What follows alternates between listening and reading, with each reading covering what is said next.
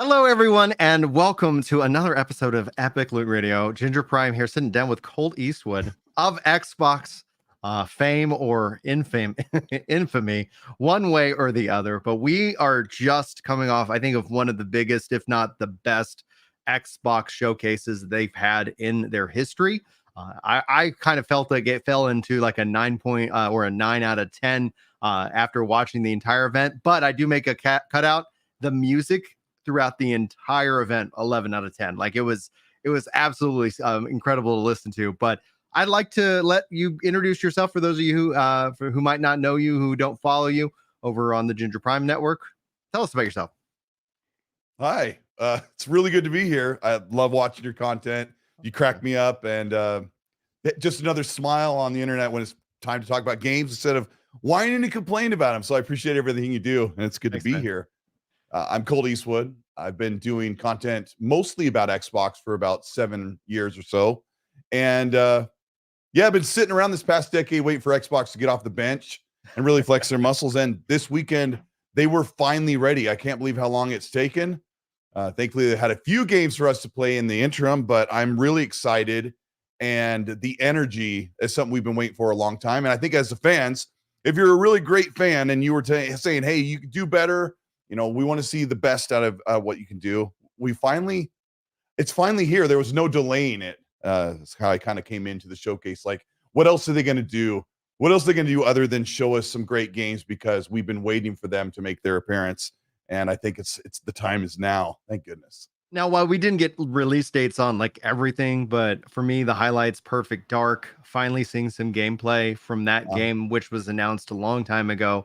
And then ending with not technically Gear 6. I think that was one of the questions that I had watching. I was like, is this 6? And it's like, no, the team's kind of restructuring, kind of going into a different direction and going back to E-Day, which, like, I love the Gears of War series. Like, it's one of the things one of the things I appreciate having played it before children and then having played it after children is I can turn off the gore and the mature stuff. And the language.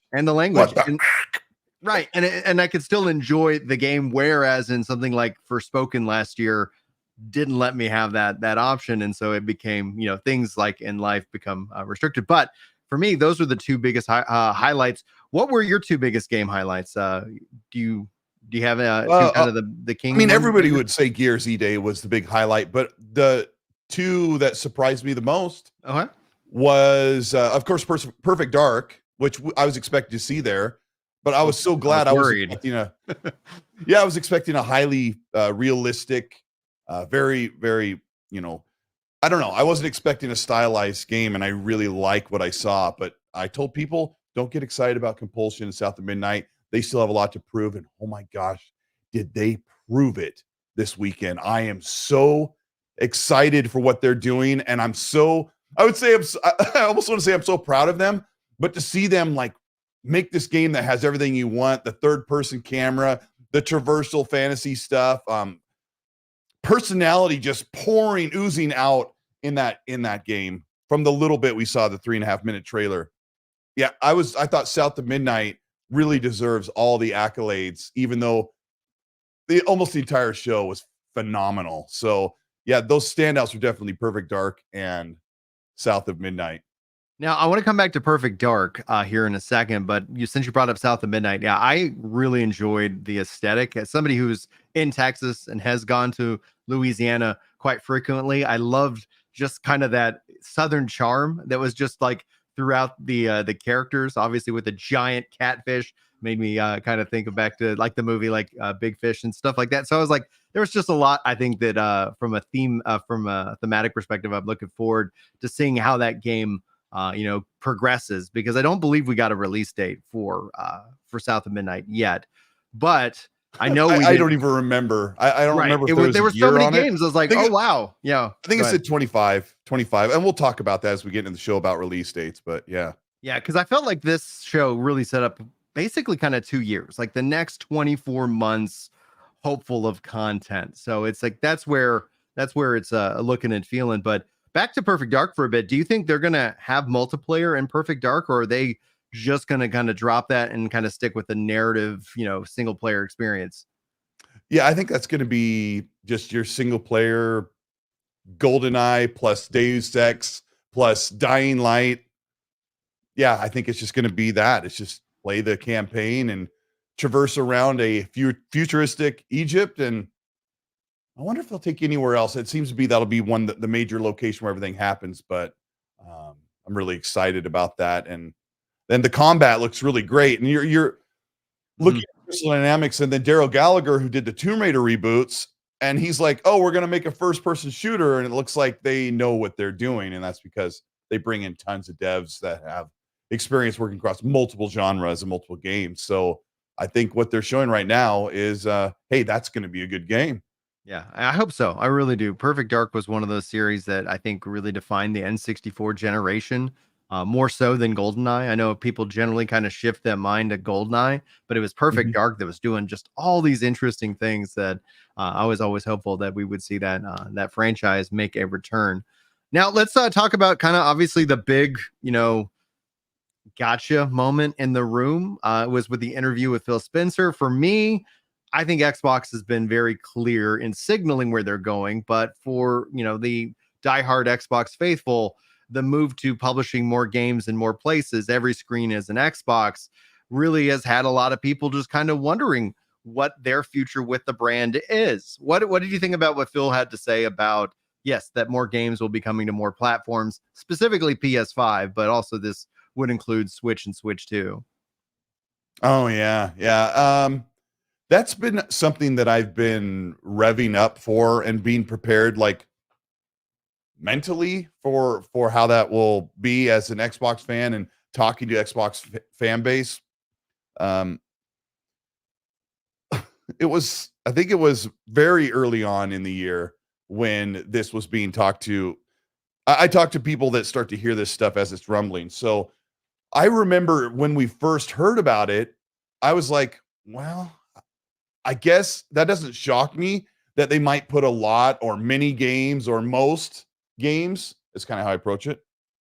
I told my friends, like I talked to Randall Thor 19 a lot about this stuff, and we analyze stuff over the phone. And I said, Rand, I could actually sell you on the idea to put every game on PlayStation, just as long as Game Pass could grow. But Phil's answer was very contradictory to what he was saying 2 years ago with Bethesda. And we weaponized his very short statement where he said, if you're an Xbox customer, I want you to know that this is all about bringing you great games where Game Pass exists.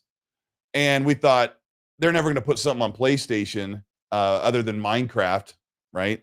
Unless Game Pass is on a PlayStation. But fast forward to a year or two later when a lot of us were very, very wrong that the ABK merger meant the death of Xbox having unique exclusives and a full sprint to try and grow their console fan base and their Xbox Game Pass fan base first. So it's really been all about, as a fan, saying, what does this mean for me? What do I lose as an Xbox fan? The list war. The console plastic war is what you lose. And you can't really find any other reason that you could lose something with this. Is what it means is Xbox used to make 4 games in a 4-year time. You get a Gears, a Halo, and a Forza. If you're lucky, you got some Fable game. That was basically what you got from first party. Correct. And now you're going to get, in a generation, you're going to get 20 to 30 games from their own studios. So it's really been about acceptance as being someone like me who comes off very, very strongly as a console fanboy. I play half my time on PC and Xbox, and then I play the stellar exclusives, 1 or 2 times a year on PlayStation, and that's really what I do. So, yeah. And I don't mean to dance around your question. No, you're asking about Phil Spencer's statement. Yeah, it was some word salad, and he was the he could have been more direct about it, but I I wish he think would. the Yeah. idea of exclusivity is deteriorating out from underneath our feet as we go on in the years. And PlayStation and Nintendo, of course, will be the last ones to have to make major compromises to what they do with exclusives. But right now, if PlayStation puts out 10 games from their first party studios, I say 8 of those are coming to PC day and Mhm. date. Or I would Yeah. say 8 or 9 of those are coming to PC very soon, if not at launch. And PlayStation would never have done that 2 years ago. No, never Or but 2 years ago.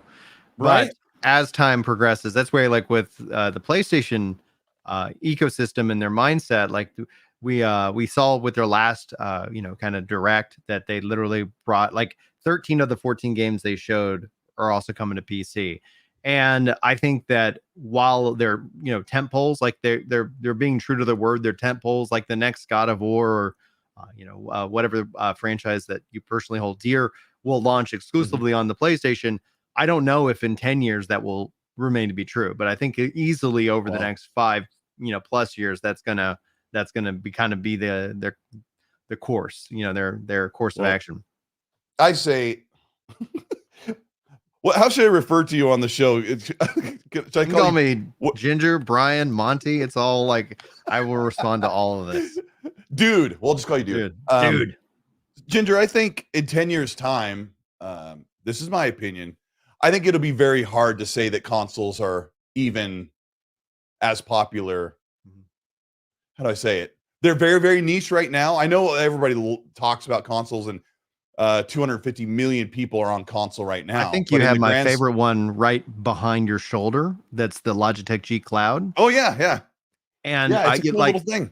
it is incredibly cool because it works with my Xbox, my PlayStation, my Steam, my GeForce Now, like to the point where when we bring back up to, and I'm gonna let you finish your thought in a second, but to the point when we talk about If I PC remember, day and date, right, for yeah. PlayStation, when PlayStation officially launches their cloud app on PC, which allows you to connect into their cloud services, which I'm being told is on the way.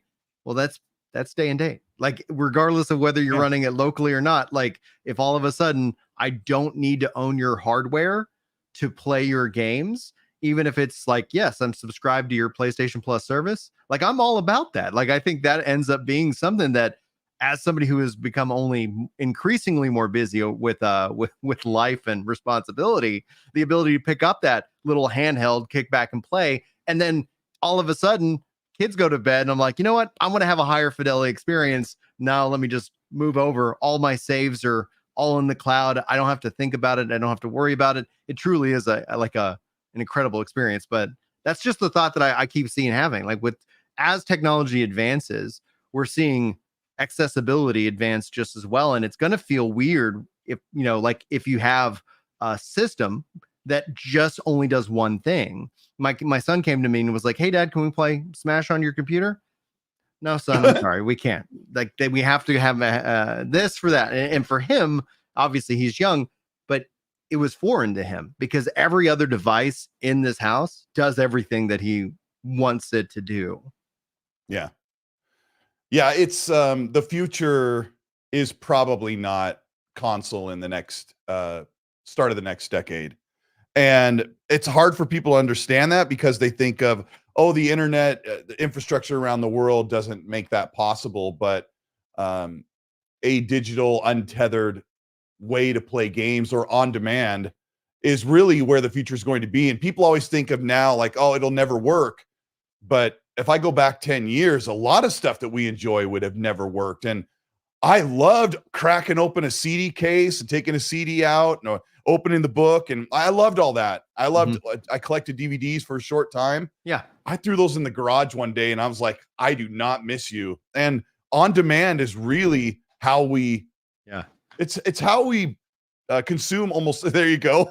Dude, like Wait, which one is that? Hold that up this again. is Is it Final backwards Fantasy on? 2. Oh, This Final is Fantasy. Yeah. yeah, and so Yeah. it's like I have 2 copies because the second one is right there, and then a couple of old NES games that I have, but everything is 100% digital in this house. I don't play off of any physical media anymore. I haven't in the last 10 years. Like as soon as the Xbox One and PS4 generation I just was like, I'm just downloading these games. I'm not going to bother going to the store. Right. And I would ask your audience or other people just to think in a decade from now, you and I will be like 70 or 80 years old in a decade from now, right? Think about your smart TV has enough compute in it to play games. And maybe the only problem is storing them. I want to get into all that, but just think about your smart TV has the compute to play games. Your smart TV already has, a lot of people have that. We're able to cloud stream with an Ethernet cable plugged in, and then they're like, this is like the real thing. Or imagine a handheld that has a bigger screen, doesn't have to be so weighty or so. In the future, tech will always shrink, stuff will get better. Like these things will change the way we play games, and I think in the next decade, consoles will become like I treat my CD player and my Blu-ray player, which I don't really use. And that future actually could be really cool. And we'll say, oh yeah, I love back in the day when you bring home your game or you download it and install it onto your SSD. And we'll always look back and say those things are great, but I think the future will change. And PlayStation knows as much as Xbox. They're just not in as much of a tight situation where they'll need to make their IPs more ubiquitous to everybody in their own way. Because like when you said God of War, like you're talking about their big single player, first party tentpole franchises. They want those to keep pushing the PlayStation sales up because they're not slowing down. And if I was working there, I wouldn't do that either. Right. Somebody why change till you have to? Yeah. Right. Yeah. Somebody at PlayStation looked at the numbers and said, look, if we hold those games for a year on console, we'll make enough money on the PlayStation sales that will offset what we could get on PC. Well, on Xbox, the opposite is true, where they're like, we don't really make a lot of money on the console and Game Pass comparatively to put those games on PC day and date and put a few of them on PlayStation. Now, before we get into that, I am at the point right now where I think most Bethesda games and all of ABK games, I'm just going to say most of ABK and Bethesda games will launch day and date on all platforms that are available because they have all these franchises. But if Activision's working on a brand new franchise for Xbox, maybe they're already planning that to be multi-plat. But Xbox wants to be one of the biggest publishers, and they want to give you. It's weird, right? Because they're like, we have like 4 different console models, and we have different price tiers. We want you to play on the where is it? Yeah, we want you to play on the G Cloud. We want you to play on the PC or a handheld. We're gonna make a handheld. That was a pretty cool conversation too. So the landscape's changing, and Xbox certainly can't do what PlayStation or Nintendo are doing. They'll never make it. Right. They already have that market. It feels like this is their sailing into the blue waters moment that Nintendo did from the GameCube to the Wii generation, where they were looking at it and they're like, there's no way, like both Microsoft and Sony can outspend us in hardware technology. We're getting beat up in that department despite having their great IPs. Nintendo's numbers were going down, down, down, and their handheld was doing just fine. We then see them shift into the blue water strategy where we're like, you know what, y'all fight it out. We're going to go be different, and we're going to make money on the sale of the console. Now, PlayStation. What a dumb thing to do, too, is to come up with this Wii concept and hope it would work. Oh, and that had to be scary. But then they follow it up with the Wii U, and then it's like the least with the Wii U, we get to the Switch. And so, like, I don't necessarily, I like Nintendo, and as I'm a professed Nintendo fanboy, I like Nintendo in so much that there's things that they anger me about, but yet I still hand them money. So I'm a part of the problem when it comes to why Nintendo is one of the ways they are. But beyond Nintendo, like when we look at PlayStation and Xbox in this fight, this feels like it's Xbox is going into that blue water strategy where they're going to just say, play wherever the heck you want, which they've been doing. I think the thing that has held them back, which we're seeing things like Steam Deck and the Acer and other things come out, those are cutting into that market share as well. And so I could see them bringing Steam and those storefronts into the Xbox ecosystem so that if you're a gamer and you don't want all the frustration that can be married with PC gaming, oh no, I got a driver update, or oh no, like the new graphics, this doesn't run on my graphics card, and now I gotta don't do that. Don't do that. Yeah, PCs are a pain in the butt for sure, but that's sometimes. But if you want that streamlined console-based experience, why? Yeah, if Windows is Xbox. Xbox is Yeah. Windows. Their original intent was they wanted to have a Windows device in the living room because they were worried about Sony capturing that. And so, with them publishing their games everywhere, shooting to be the biggest publisher, but also not abandoning hardware, I think that's where part of the confusion comes in, because then people are trying to answer the question, why even buy an Xbox? What's your answer to that question? Why even buy an Xbox? That is a good question, because if you buy an Xbox for exclusives, I think people buy a console for more than just the exclusives. I think one of the top reasons might be where their friends are playing. Mm-hmm. But now so many of their favorite games are crossplay that it's hard to get out of that mindset that, oh, I usually play Call of Duty with my friends on PlayStation. But that's all different. Or I play Fortnite with my friends on Xbox. So those things are different. The controller makes it different. The value system on the Xbox platform would get people over there. Mm-hmm. Maybe someone says, oh, Call of Duty's on Game Pass. Mm-hmm. I'll go get an Xbox. But I'm like, but you don't need to. You can play it on PC if you want to. But the market says people are playing in a lot of places. The market also shows that Xbox isn't doing as horrible as we thought they were. In North America, they're doing pretty well, but they're doing terrible on the other side of the planet. Nobody really knows about them. So the reasons to buy an Xbox is supposed to be choice and value. But Phil literally sat there with Ryan McCaffrey at the IGN interview and said exactly what you said, your words. Play wherever you want. He's like, we're making Call of Duty. Go play it wherever you want, and we'll see you online. And he also knows that money's coming right back to us, and we're going to funnel back into the Call of Duty machine and whatever ABK is doing. Yeah. So yeah, if you're asking me that direct question, why buy an Xbox? There's not really an easy answer for that. Maybe it just I have an easy answer. Box. I don't know. I have an easy answer. You want to know it? If you want it, like, why buy an Xbox? If you want to, like, that's such I think a pro-consumer. I mean, millions are buying them, right? I mean, it's not like everyone always comes up with the no one's buying Xbox, no one's going to play that game, no one likes this, that's trash. But the reality is, millions of people are buying an Xbox when Microsoft directly tells you do not need to buy our Xbox Series S or X. And PlayStation's enjoying huge success on people still on the PS4. Mm-hmm. So play wherever you want. The landscape's changing, and exclusivity as we know it is changing in a lot of ways. Now, I got some comments started that I'd like to kind of jump into, but before I do, based off what we just talked about, do you think we're going to see Halo and Gears, the tent poles that people currently associate with Xbox, over on the PlayStation 5?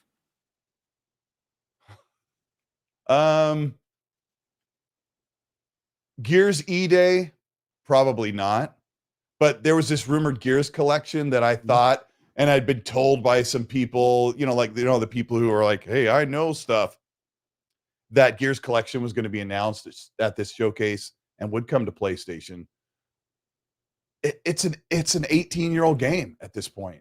I think it's 13 to 18 years from to the trilogy. That's how old the game is. It's like, throw it on PlayStation.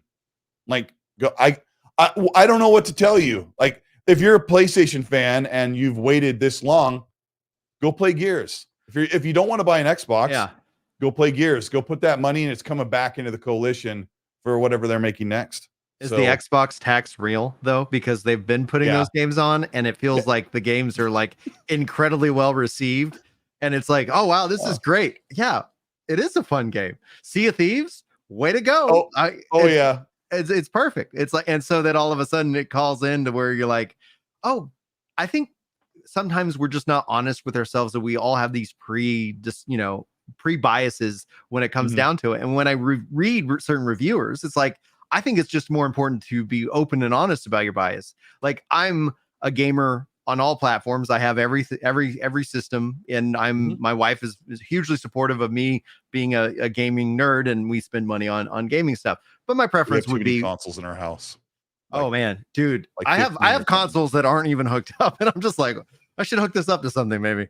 But so I look at it though, I would say I'm definitely lean Xbox, but I'm PC, in that regards with cloud, heavily into cloud. If anybody who's, anybody's been subscribed to me for any period of time knows that I'm like, yeah, GeForce Now, man. Why would I need anything else?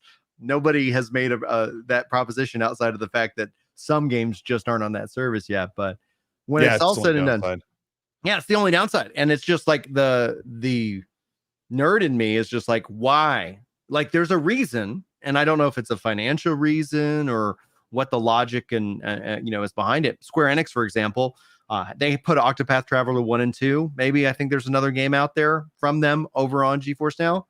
None of their Final Fantasy games, none of the online stuff. Like it just seems a little bit strange to me at this point. And that's just the thing that I'm like, I really would love to know. So if anybody out there who's listening to this actually knows why, I would love that level of education. Let's jump into some comments real quick. Max says, Xbox has been a huge failure with many of the PS5 exclusives not living up to the hype, and still Microsoft lays an egg. I don't know how they fix Gears, and they seem incompetent and out of touch. What are your thoughts? Did he put that comment up before the showcase? He put this up before the showcase. He follows it up with another comment, though. He says, as an Xbox 360 stand, which I think is a real key indicator. Like, I find the most anti-Xbox people are off of that 360 generation. Well, there's a revelation in that, but go ahead. Yes. And Stan said that these games, where are they? Where is the new Fable, Skyrim looking RPG? So that's their, I guess, complete thought. What do you think?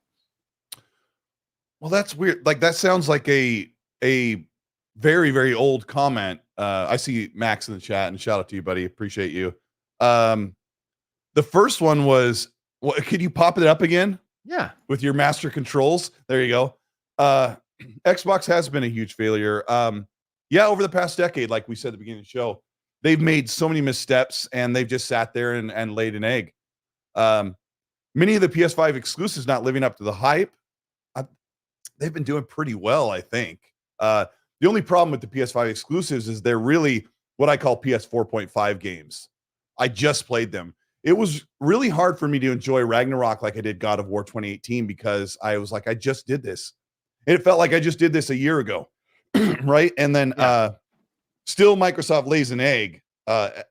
Microsoft just laid a golden egg this weekend. And I don't know how they fix Gears, says Max. Well, I'll tell you how they fix Gears. They put a hold on finishing the story with Kate and Dell. They go back to young Marcus and Dom, and they do a prequel origin story of the big war, the Gears and Cog, the genesis of that. And we get to see how Marcus is not the same person as he was before. They said that you're going to learn that Marcus is not this gruff, tough guy until we play that game, and he grows into that person. So yeah, that's how you fix Gears, is you give the fans what they dreamed of. And that was a prequel origin story. So Gears in a really good spot. Go to the next one, please. Absolutely. So then he follows. You're doing a really good job running your show, by the way. I got to say. I appreciate it. I'm a professional. Who gave us a mic and a camera? I have no idea. And here, I'll do some housework for you because I'm a big fan. If you're enjoying the show, give him a thumbs up. Give him the subscribe. I don't know why you're not subscribed, but share this out. If you're enjoying the show and you think, hey, this is a pretty good discussion, just send out a tweet or something on TikTok. But we appreciate you. All right. Max says, as an Xbox 360 stand, we all are, right? It's sad but all these games, where are they? Here's the revelation. The Xbox 360 era, Microsoft did nothing but money hat games. The games that they owned from their studios were so few and far between. When I look back at all those games I loved, they didn't own Epic. They didn't own Playground Games. They didn't own, they owned Bungie. Didn't they the whole time? Yeah. Yes, Bungie separated after ODST. But then there was a transitional period with Halo 4 as well. So basically they had Fable and Halo were theirs. But there was most of their big heavy hitters that you talk about that were exclusive for a time or Mhm. were their games. Most of them were money-hatted games, Yeah, and Mistwalker they didn't with own those studios. yeah, with Lost Odyssey and Mistwalker and Blue Dragon, like absolutely. And it's like it's What so else was unfortunate. there? Everyone Uh, talks about BioShock, but that was only exclusive because the PS3 wasn't out yet. Mass Effect. They made Mass Effect. They didn't mhm. own BioWare, and the sequel came directly multiplat. Um, their big heavy hitters of the 360 era were front loaded in the first half of the generation with games studios they didn't own, and then they finished off the last 2 years with this Connect garbage. So I Oh, yeah, love the yeah. 360 era, I but remember Bill Gates Microsoft went talking in with about no it, and I was studios. like, "Oh gosh!" Like that was the downside of the Wii in my mind, because it's like Nintendo will go off and do whatever the heck it wants, and it found a lot of success. And then it's like Microsoft, everybody's tried to pivot. Yeah, the Microsoft, you have the Play. There's some good things that came out of that tech when you start to think about how VR Oh yeah, has exploded. And when I say exploded, I mean within the VR community. The fact that these devices do exist and people are investing, copious amounts of money into it. But beyond that, yeah, the Connect era, and that mindset bled into the Xbox One, and that I think from their marketing and TV, like ugh, that was just something where they clearly, where they did exactly what Sony did from the PS2 to the PS3, where they hubrised, like, PS3 coming out saying you'll get 2 jobs to be able to afford a PS3. And the answer was no, we'll just go play a 360. Yeah, they're gonna break, but I don't need 2 jobs, though. yeah. I can get that repaired. But yeah, it was such a wild time. Like when they announced Play Anywhere, like a lot of people, when I saw the reaction from a lot of the like Xbox diehards on Twitter, with the news that Microsoft's bringing more games to PlayStation, and yes, even more games are Yeah. coming to PlayStation. I think Starfield, the expansion, launches on PlayStation, and that's going to be great. I think a No, lot I of don't think people. so. You No, don't it think they're going to doesn't. launch No, the it expansion? won't. I thought it was, and there was talk, but no, I don't think Starfield even dips over to PlayStation. Not for another year, maybe Okay. not at all. But I mean, I could be wrong. But if Starfield does come to PlayStation, what a phenomenal package they'll get Oh because yeah. it's seen such great changes. I was always I on guess that the question would train come that down to mods, because PlayStation is no on mods and Xbox is yes, and they just launched the Creator why I Control Studio. Well, it's the same thing Ginger, I with had a Xbox does the early access and PlayStation doesn't. So Xbox by default got Pal World this year, and that's been the number yeah. one game my I family has didn't want to played. get into it. Of course, I there's many reasons why I choose to play most everything on Xbox, and there are all these little things that add up to like, there's no way I'm going to play everything on Xbox. The game DVR is higher quality. I like the controller better. I really like the DualSense 5.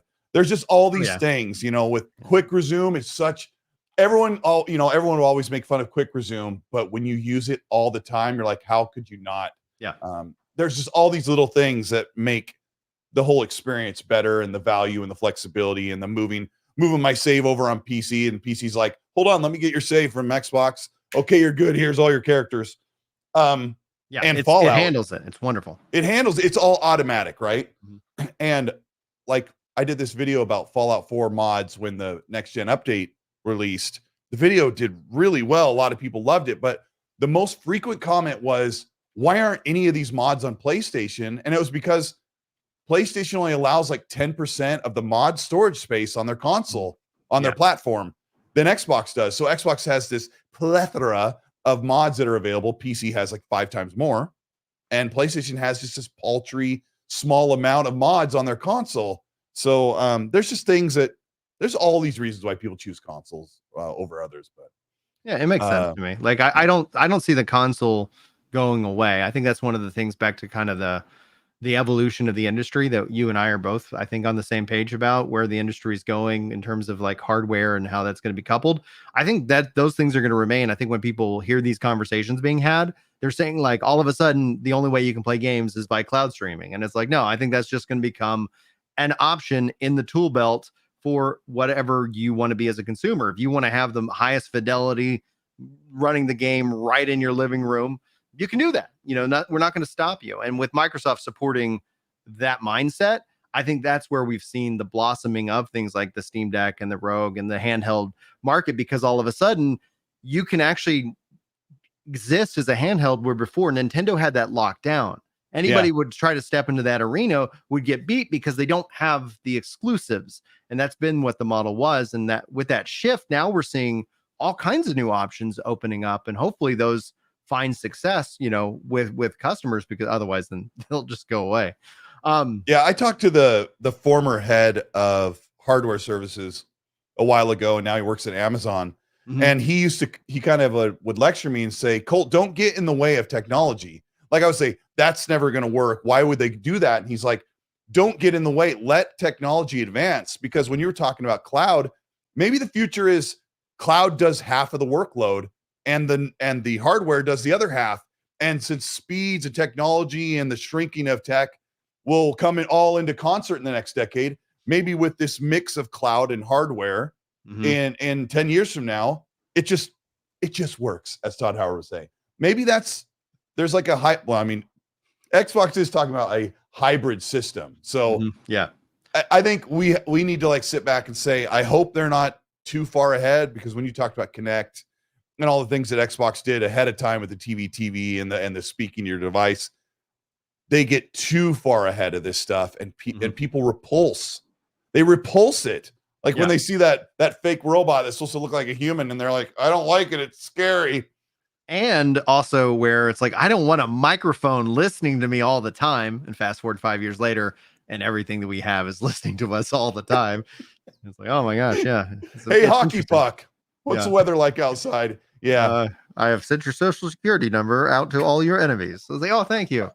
Appreciate that. I want to jump into another comment here from Chemistrol over on Twitch. Says, I was highly surprised by their showcase. I've never been a fan of Xbox personally. Their first party games usually weren't my thing. I want to see a reason for me to buy an Xbox, but with less and less exclusivity, I can't find a reason to get an Xbox versus getting a game on PC or PS5.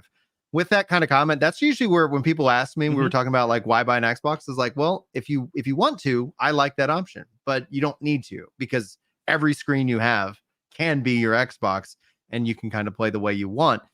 But if you do want exclusives right now, that is the PS5 and whatever the Switch, like Switch obviously is like almost. I mean, nobody wants a console just because no one else can get the games. But I would say if you're trying to decide if you should even pick up an Xbox, I would say if you can afford to have both, you'll never miss anything. Right. For the majority of the world, having two consoles is kind of obnoxious, right? Yeah. But if you're hardcore and you're in a chat for video game podcasts and you're online and everything, like you're probably hardcore enough to say, should I just go buy a used Xbox and throw it in there? Because I would say if you don't want to wait, if you see something that looks cool, like let's say Fable is like your jam, you love fantasy RPGs, and you're like, that's probably coming to PlayStation, but I have to wait a year for that to come out. I don't want to wait till it eventually comes to PlayStation. I would say get an Xbox in any way that, or PC or whatever. But a lot of people say I'll pick a console because it's more affordable and there's less to deal with. It's way more affordable. But yeah. I'll buy the next Xbox if it does support things like Steam and just opens up the operating system so that it has that Xbox boot up, that quick resume, even though like Blamo says they've had some issues. I've actually also had a few issues with quick resume, and that's usually and I always kind of chalk that up to the way that we use it, switching profiles between me and the kids. And it's like, oh, we have your resume here. And it's like, that ends up not necessarily being picture perfect, but it's still, when it's just me and I just want to boot up a game and return to the game that I was last in, and the kids have been away at the grandparents, works flawlessly. Yeah. My biggest problem with quick resume is a couple of games have not unlocked some achievements while playing a session out of quick resume. Like I lost, I don't know, 5 or 6 achievements in Psychonauts 2 and another game. It's not very often, but it's something that developers are like, oh, we're supporting quick resume, and they don't fully flesh it out, and Xbox needs to iron out wrinkles, but for the most part, it works pretty great. But yeah. Excellent. I'm gonna buy the next Xbox, most likely because like I fully believe I've been saying that they were gonna go this direction for a long time based Yeah. off everything that I hear from the team. It just makes sense, especially when you start to think about how the Steam box tried to launch and it just couldn't find, its ground. This is that hybrid, whether it's cloud compute or hybrid, I think it could game now, press source. though.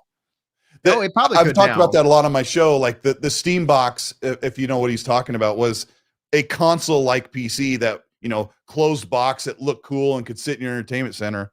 I think it launched at like $800. And that was 10 years ago. The market was like, I don't know. Maybe that works now. There's rumors that Xbox is going to allow other manufacturers to make their own PC-like console boxes. Right. But the problem is, like, how do you, if you're Lenovo and you want to make this small box form factor set PC that has the Xbox dashboard and then has Steam and Epic and everything else, how do you make money off of that? Xbox subsidizes that by making games. Lenovo's not making games. So it's kind of a dicey business proposition. The other thing I wanted to say is I'm very confident that Steam is coming to the next Xbox and this handheld. And people are like, well, what does that even mean? And I've asked the same question, but I own 100+ games on Steam, like big games. And I have some that I don't own on console or aren't back compat, like the Saboteur. Saboteur is such a great game, and I can't play that on console because it didn't get back compat. The studio closed. So I could play that at 4K 60 on Series X right now if it had Steam, right? So these are cool things. The other thing I want to say, this got me in a lot of trouble yesterday on Twitter. I said, "Yay!" Somebody was like, "Are you staying out of trouble on Twitter?" I go, "That doesn't sound like any fun." Like, no one is safe, not even Jeff Keighley. I put out a tweet about the Xbox handheld. What's that? I always mispronounce his name because of my dyslexia. I go Geoff. Wait, no, Jeff. Oh, Geoff. And it's like just because like my brain is broken in some respects. That's a very, very unique way to spell Jeff, and it reminds me of Garbage Pail Kids, but I'm old. There's a character named Def Jeff, and he's had a ghetto blaster and it was blowing his brains out. It's awesome. Anyway, Def Jeff. What was it? What did you do? I don't remember what I was saying. Oh, the handheld. I said the Xbox handheld will have something that no other handheld. Hold on. Yeah, go ahead. While he waits. I'm getting a oh, okay. A visual aid. For those of you listening to the audio version of this podcast, Colt has stepped away briefly from the mic. He has now returned. He was going to get some visual aids. We will try to. I have a big smile on my face too. The auto description. I have the ROG Ally. Ah, nice. Oh, it's got fingerprints all over it, right? Expensive device, really cool. But Xbox's handheld will have something that the ROG or the Steam Deck will never have or doesn't have. And that's all of those games that you would expect from the ROG Ally, plus every game you own on Xbox, which includes back compat that covers 3 or 4 generations or 3 generations, right? And I put that tweet out. And people didn't understand when I said, because Xbox right now has over 4,000 games that are playable on Xbox Series S and X consoles because of the library that exists and the other generations of back compat, Xbox One, 360, and Xbox Original. So I said that the proposition, if you're going to buy, if you're looking at one day in a year or so, you're like, should I get the brand new ROG Ally or should I get that Xbox handheld? If you're working on a story, you say, oh, I'd buy the Xbox one because it has access to games that PC doesn't have, or better yet, it has access to your games you own already, and it's going to have your saves that'll come over from the cloud automatically.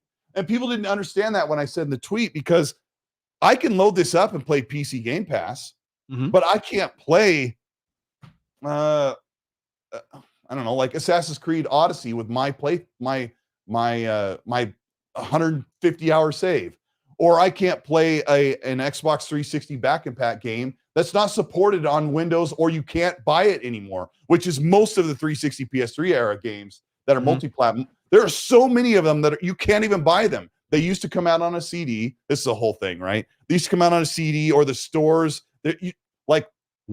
Bro, I know you're gonna love this. All right. War for Cybertron or Fall of Cybertron are phenomenal games, right? Remember them? Transformers. Yeah. You can't buy them. Right. Like if you try to buy it on G2A or whatever, it's like $150 or $70+ for one guy who has one digital key that he's been holding in his pocket protector, waiting for someone to buy it. Yeah, PC doesn't have everything. And I think that Xbox is going to have all these Steam games, the Epic Store, and it's going to have everything that the Xbox already has. And then here's the kicker. Because of Steam, it's going to have all of the PlayStation games that go to Steam. So have you heard of the leg up? Yeah. Have you already heard of the counter argument for that Sony would just block those games from running? I want to hear your opinion on that, because I have no idea how they could do that legally. I mean, maybe there's some maneuvers that they could do, but you're running at this point, it's Windows, right? And Xbox already runs Windows. They just say this is the only way you can buy games. And within all the different legal things we're already seeing, those are getting broken up as monopolies. So they're in a way ahead of the ball. So I don't know what legal recourse Sony would be able to manufacture to say, yes, these Steam games run everywhere except for on this piece of hardware.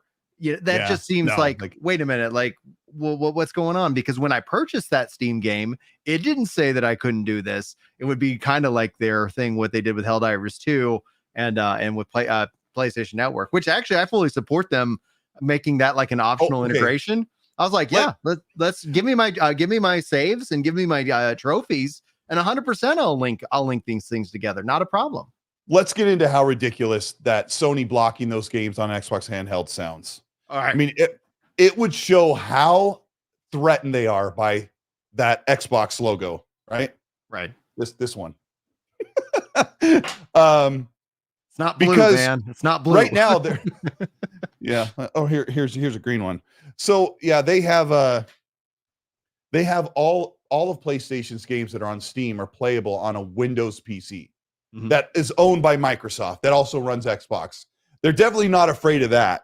But are you telling me that if one day if Xbox says we're going to make an Xbox PC and instead of, well, there's no Windows logo on a PC, it's the most ridiculous premise to think that PlayStation would go out of the way to block their games being played on an Xbox or a Windows handheld. And I would say that maybe they'd have to block it on all handhelds. Windows. They'd have to do it across the board where it's like all of a sudden all handhelds. And, and still, I think there would be class action lawsuits that would hit them and get that reversed. I don't know how that works, but I would think, how in the world are they going to even attempt that? And I would say, hey, maybe they might try, or maybe they'll look into it, but I don't think that works. We talked about this a little bit earlier, Eric. Eric writes, don't they already block GeForce Now or something? And yeah, none of the Sony games are on GeForce Now that are on Steam, but that isn't a Sony thing. We see the same thing with Square Enix.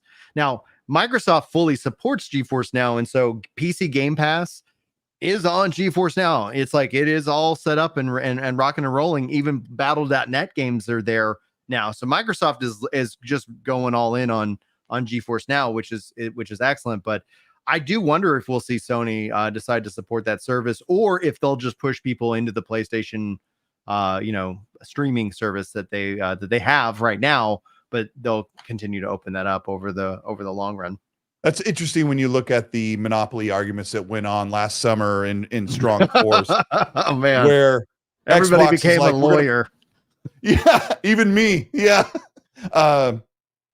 Where Xbox is like, okay, we'll put our games on GeForce, and maybe some of that was from push from the FTC, but PlayStation's not getting the same push. Right. But they also aren't making big acquisitions like Xbox was. So I don't think the FTC is going to be proactively looking for PlayStation to be included on GeForce Now, or, so whatever. Yeah, I don't think it's a block situation, but we're not lawyers. We're not lawyers. That's why I was like, it would be a very interesting legal argument to be made, because I've seen people make that, and they're making it out of this place of fear, because they're like, I don't want PlayStation to change. So if all of a sudden I don't need to own a PlayStation to play my PlayStation games, that's where that usually is, I think, is coming from a couple people. And that's where they were like, but Sony will just block it. I'm like, I don't think so. I don't think they can. Now they could stop publishing to Steam. They could stop publishing to PC, but I don't think they're saying that either. Like you said, and I've said, like their last showcase, 13 out of 14 of those games are on PC. If they try to make their own storefront live service like Concord on PC, It's interesting that Concord's getting so much hate because I was like, that actually it looked somewhat interesting. Let's talk about the I think it PlayStation looks Showcase cool. a little bit. Yeah. The Concord looks cool, but it's up against 4 of the biggest, most popular free-to-play in that genre. So they showed it in the same showcase as the Marvel Overwatch. So people immediately, like, I was like, how well will that do you think, that Marvel Rivals? If the gameplay is good, if they nail the gameplay, they already got the nostalgia factor. So if the gameplay isn't garbage, you're gonna, like, my kids and I will want to sit down and play that. Like, that looks really interesting. Yeah, but it's going to be 100% whether that has good gameplay or not. They've already got everything else. So if they nail that, I think that's going to be a game that has a huge potential to really kind of, shut down, some of those other things. Like, oh, I'd rather play as a Spider-Man anyway. I've always wanted to, or something like that. There's some cool looking characters there, but I would predict that, and I could be wrong. I've been wrong half the time, that Concord gets announced for PS Plus last minute, like maybe a month before launch. I think that would be the right move to do. Foam Stars went up against a pretty strong current and didn't make it out the other side. The same thing with Destruction All-Stars. And it's easy to say these things would be very similar, but the gunplay looks very Destiny-like, which means it's going to be really solid. You're not just hip firing like most characters in Overwatch. So it looks like it's going to be really enjoyable, and the visuals are pretty awesome. Hopefully the characters are amazing. We can connect to them, but we'll see what happens. Yeah. It's going to be interesting how the rest of this year shakes out. I would like to talk a little bit about Game Pass now, because that was one of the key moments that everything that we saw in the Xbox showcase, it was like, coming to Game Pass, day and date. And for me, when we were looking at the first half of this year with all the, the drama that unfolds on Twitter about the state of Xbox, the rumors that they were not going to publish games into Game Pass, but this ultimately goes and confirms that they're still continually to be completely invested in Game Pass as a service. The big takeaway, I think, was, obviously Call of Duty, coming into Game Pass this year. What do you think about their Game Pass offering and that as a service, especially as we look at the next 24 months? Well, finally is what I think, because the last year, about past 2 years, have been very, very light for Game Pass.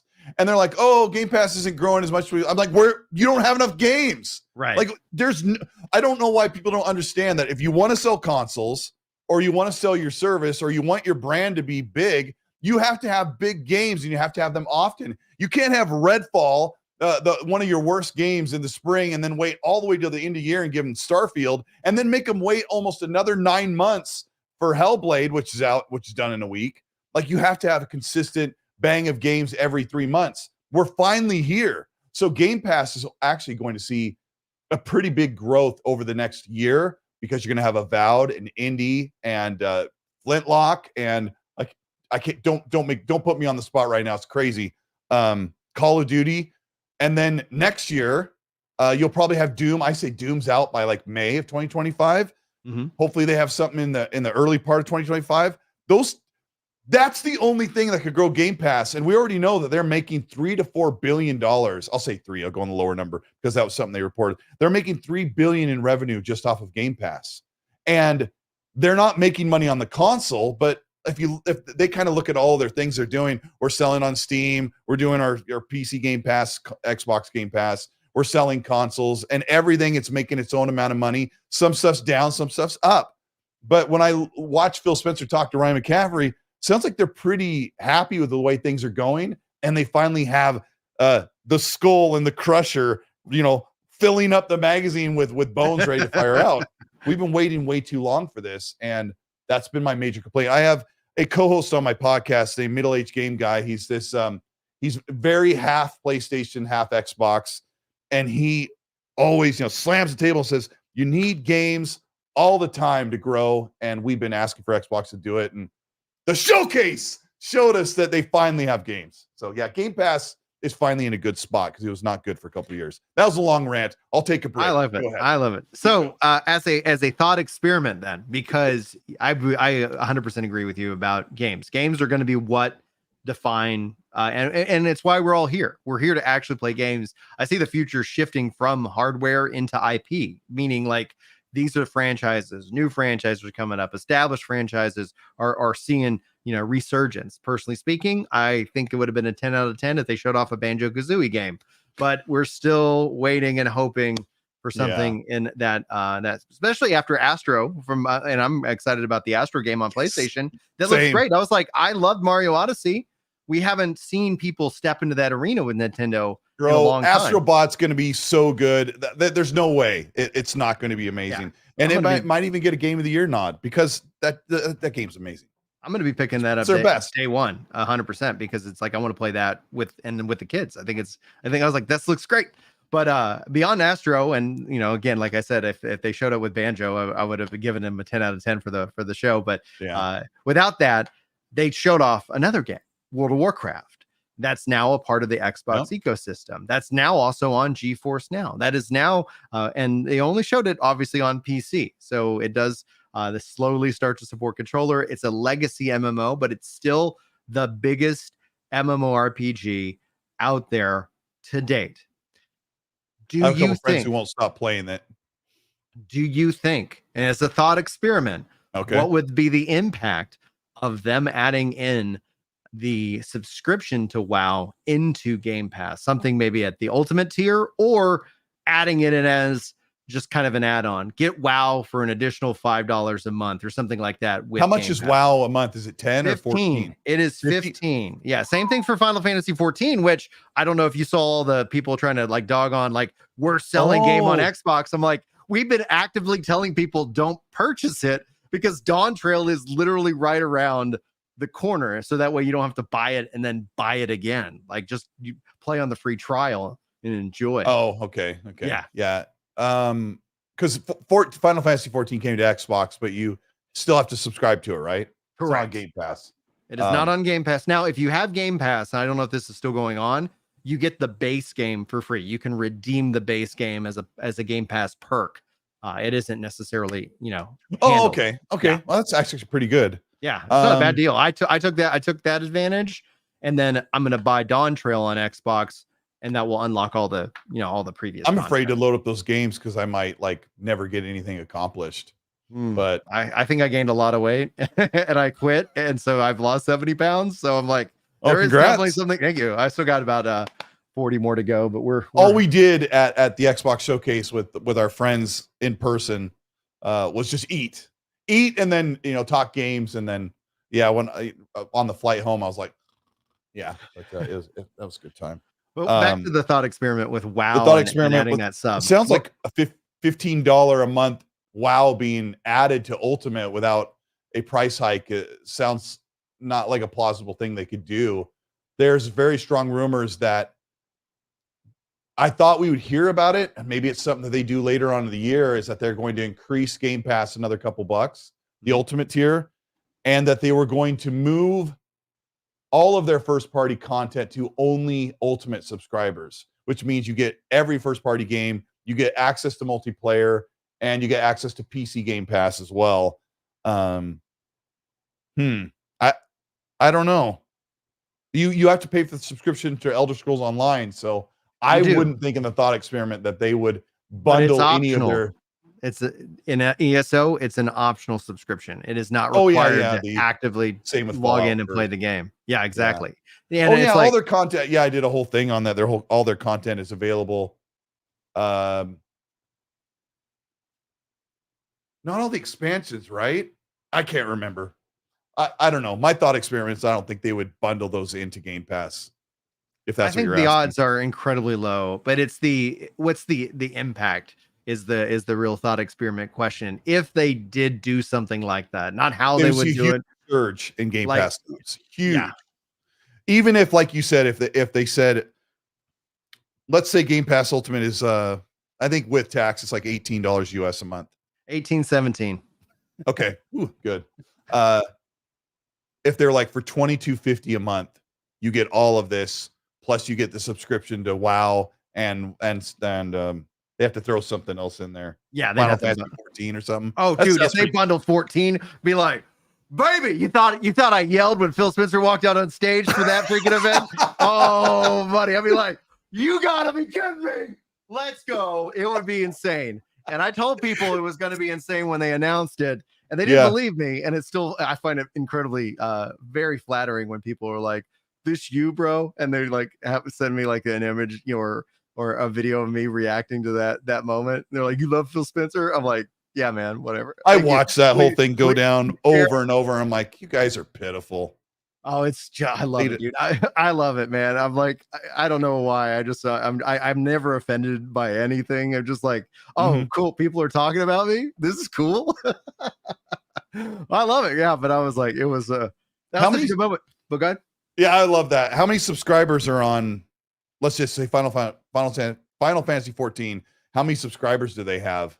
So they announced at this kind of this year going into Dawn Trail that from a active account or an account, they have 30 million plus accounts. Now, that does not mean active subscribers. You would estimate based off of, like we do our internal numbers, roughly probably somewhere in a million active subscribers to the game. Now that's going to go up, and that goes up and down. It's about to fully go up with the release of Dawn Trail, and then it will dip back down after the fact. But that's why, like when we just think about just the impact.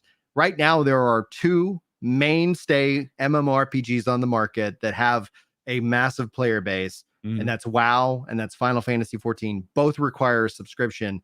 If they brought WoW to Game Pass, it would be really weird not to also try and bring Final Fantasy to Game Pass at the same time, both from the value proposition, but it would also be like, listen, why not? Right? Like, you're going to make more money by all of a sudden opening up your game to more people. And then you have, WoW is more notorious for the cash up and their token. How expensive is that for Xbox to make that worth their while? And what portion of people would say, all right, I'm canceling my sub. I'm going to do this all in I don't Game know. I Pass. think you would see some people actually keep both, because there are some people who are just like, oh, this is just an additional way that I can thank the devs for playing this game.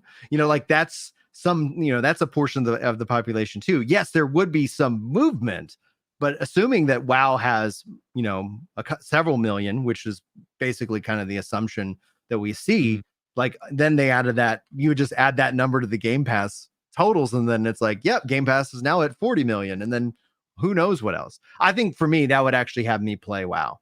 I'm not connected into that franchise. I've touched it from time to time. I think I had a max character for one expansion, but it's not my game, right? Final Fantasy has always been the game that I've most gravitated towards, as I showed off my Final Fantasy 2 Super Nintendo. I actually have two of them, like I said, but just in case. Just in case. Is that the one behind you? Yeah, I see it. Yeah, that's the one. And then anyway,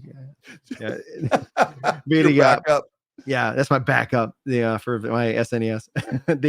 But yeah, so it's like that would be such, I think, a tectonic shift in just the MMORPG landscape, but also in the service-based landscape, because I've wished that Square Enix would add Final Fantasy 11 and 14 into the same subscription, but they keep those completely separate. And it's just like, well, I guess I'm not gonna participate in that endeavor. And so that's where I was like, I'm always interested, because people were like, oh, you think it's gonna happen? I was like, I think the odds are incredibly low for them to do that. That would be, something that it's like would be so earth shattering, though, that I think is worthwhile at least a discussion. It's probably way too risky to disrupt your market anyway. When you talk about Final Fantasy combining their things into one subscription, they're like, but everything's going so well right now. And I think that's why PlayStation is still holding out on keeping some games exclusive to the console, because if you look at the graph, you're like, it's still going up. Like, we're outselling the PS4 slightly. Like, why? Let's just hold on. There's no rush yet. Chrono says he thinks that you'd get an initial surge for WoW players for sure, but they would think that the console release for WoW makes more sense at that point. Mouse and keyboard is already supported for those games.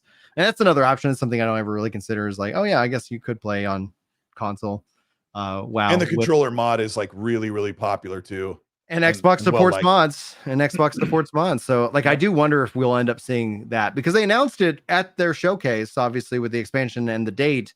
And I think it'd be interesting, because we know there'll be another showcase next year. Will be another showcase the year after that.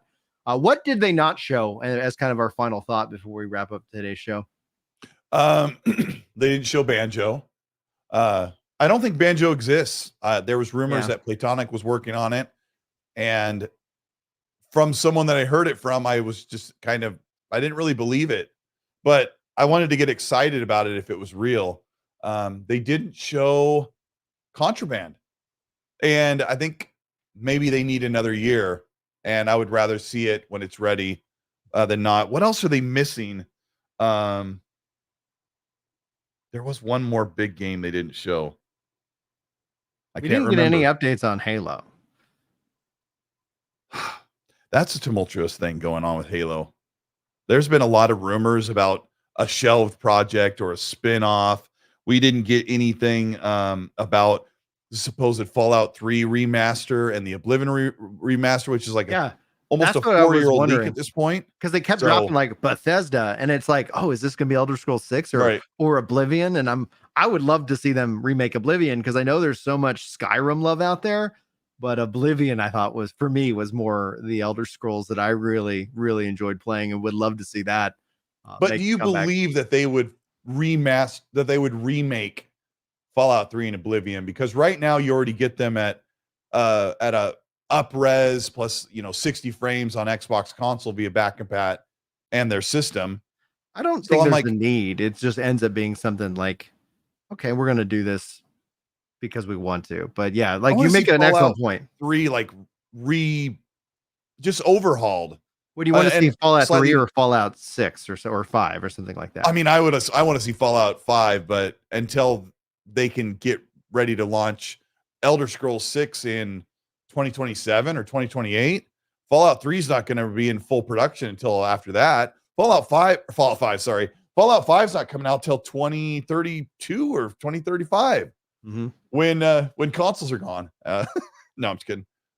Yeah, I wanted to see something, and like Phil said, that the need for something Fallout besides 76, they have to do something. So they're quietly talking about something behind the scenes, and I don't think it's the obvious answer. I'll just give it up to Obsidian. They did New Vegas.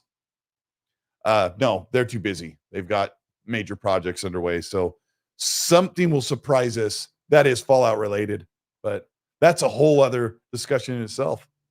It is. Thank you so much. Well, yeah, go ahead. I was gonna say, for me, no real discussion of xCloud, and improvements to that ecosystem. Yep. Where, for example, I can't play the games that I own on xCloud. I can only play the game if it's in Game Pass. And I think that would be something that, personally speaking, I would really like to see open up that platform. And I don't think them at the showcase makes a lot of sense to get into the technical details. But then in the interview with Ryan with IGN, I was like, oh, this might be a good opportunity for that. And you didn't ask. And we didn't ask anything about it. And I was like, yeah, I know that cloud is probably more niche, but xCloud, when I look at it as in GeForce Now, PlayStation, and xCloud, it's like it's in last place for me from a feature list, where PlayStation is accelerating. And like I said, rumors are that they're going to have being able to launch a PS 5 game in a cloud from your PC. Every really single Xbox Series S and X game, the 4,000 plus games we talked about, those are all playable on the cloud, but they're just not allowed yet. Right. So exactly. So that's the thing that was missing for me. That was the one I was like, oh man, we didn't get anything like that this week. And we didn't get any Activision and Blizzard Game Pass or back and pat drops. And that was talked about for a while, that they were going to throughout the year, they were going to sprinkle in a handful of games for every Game Pass drop instead of just dropping a bunch of them. And that the back and pat team is going to go back and look at games that could be brought into the Xbox library now that they own them. And they didn't have to do it there, but I'm hoping we hear about it soon. Yeah, I do think that we will hopefully hear about that soon, because there is so much to digest, because that was a meaty showcase. One that really kind of harpens back to what E3 used to feel like, where everybody would get together and all this craziness would ensue. But I think hopefully we see over the course of the next several weeks and months that those do get rolled out. And it doesn't need to come as an announcement, because then every time that they go and announce it, then the conversation is like, oh, what do you think they're going to announce next? So it ends up, adding in much more earned media when they're able to kind of trickle that out, rather than saying, by the way, the thing that we're doing, which everybody believes they're to be doing, we're doing it. Oh, great. Are there any games today? No. Well, tell me when I can play the game, and I will go play that game. Colt, where can people find you, sir?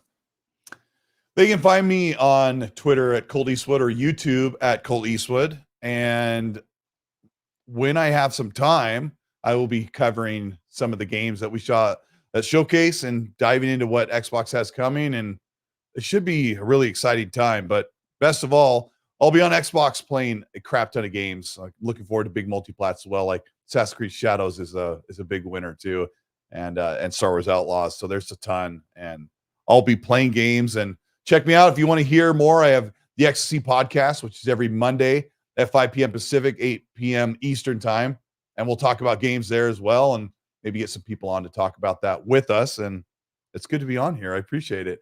Dude, thank you so much for making the time, man. I was just like, this is so fun to watch the showcase. I was like, let's talk Xbox. All right, let me see if Colt is free. And you were. So I appreciate you making time for the show today. Thank you to chat and everybody who's been here. And thank you guys for the 42 likes here on the stream. I kept ads off of the YouTube because YouTube lets me do that. So I don't know how long they'll let me do that. But for the short term, we're going to try to keep ads from interrupting the content here while we're live. But if you watch this as a VOD or you're listening to this as an MP3 audio, thank you so much for doing so. If you want to be able to subscribe to these podcasts and more, the top link in the description will get you to everything that you could possibly want that I make on the internet, which is probably over too much. Like, I think that's like, that's impossible. That's a review. That's my self review that I think is shared by many people of like, he makes a lot of stuff. I'm like, thank you. All right, guys, I'm going to run the outro and we will see you when we see you. But until then, peace.